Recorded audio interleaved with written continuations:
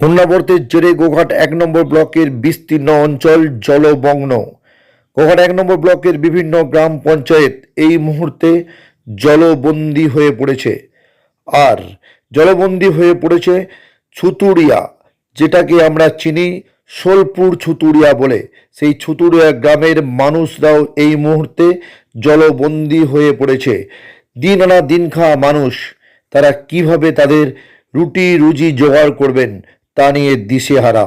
কিন্তু সেই সমস্ত মানুষদের কথা চিন্তা ভাবনা করে সোনিয়া রামকৃষ্ণ সেবা সংস্থা তারা সেই সমস্ত মানুষের পাশে গিয়ে দাঁড়ালেন, তাদেরকে যথাসাধ্য সাহায্য করার চেষ্টাও করলেন।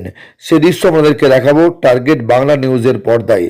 একেবারে রামকৃষ্ণ সেবা সংস্থা, এই রামকৃষ্ণ সেবা সংস্থা নামটার সঙ্গেই জড়িয়ে আছে মানুষের পাশে দাঁড়ানো। রামকৃষ্ণ দেব, তার নাম অনুসারেই এই রামকৃষ্ণ সেবা সংস্থার নামকরণ করা হয়েছিল এবং সেই রামকৃষ্ণ সেবা সংস্থা তাদের পাশে গিয়ে দাঁড়ালো এবং তাদেরকে যথাসাধ্য সাহায্য করার চেষ্টা করলো।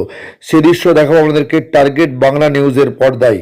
সেখানে হাজির হলেন একেবারেই স্থানীয় মানুষ, তিনি তৃণমূল কংগ্রেসের গোঘাট ১ নম্বর ব্লকের নেতৃত্ব এবং গোঘাট ১ নম্বর পঞ্চায়েত সমিতির সহসভাপতি। তিনি সেখানকার স্থানীয় মানুষও বটে, তিনিও ছিলেন সেই রামকৃষ্ণ সেবা সংস্থার পক্ষ থেকে। চলুন তিনি কি জানালেন সেটাও দেখে নেওয়া যাক টার্গেট বাংলা নিউজের পর্দায়। আমাদের রামকৃষ্ণ সেবা সংঘ থেকে এই অবস্থাতেই রামকৃষ্ণ সেবা সংঘের পক্ষ থেকে এই যে আপনারা এই বিপদের সময় যে মানুষের পাশে এগিয়ে এসেছেন এবং আর্ত মানুষের পাশে যে এইভাবে হাত বাড়িয়ে দিয়েছেন এবং যে মানে আধ্যাত্মিকতার সঙ্গে সঙ্গে যে মানব সেবার পথে আপনারা এগিয়ে এসেছেন, আপনাদের এই উদ্যোগকে আমরা সাধুবাদ জানাই এবং আরও আপনারা মানুষের কাছে পৌঁছান, আরও আপনারা সফল হন এই আশা রাখি। স্যার, আপনার পরিচয়টা? আমি এই ব্লকের কৃষি আধিকারিক। সবাইকে আপনি টোটাল গ্রাম ঘুরলেন, আজকে যে বন্যার পরিস্থিতি কি দেখলেন? না, বন্যা দেখলাম ঠিকই আছে, আমরা দেখছি, জানাচ্ছি, রিপোর্ট আমরা করব। আজকের যে বন্যা পরিস্থিতি তার পরিপ্রেক্ষিতে আপনার মতামতটা যদি বলেন।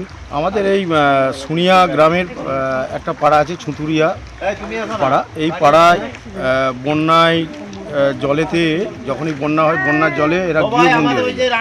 তার ফলে কী হয়, বিভিন্ন খাবার দাবার আনতে ওদের খুব অসুবিধা হয়। তো আমরা সোনিয়া রামকৃষ্ণ সেবা সংঘের পক্ষ থেকে আজকে এখানে প্রত্যেকটা পরিবারের হাতে আমরা শুকনো খাবার আমরা তুলে দিচ্ছি, মুড়ি এবং চানাচুর।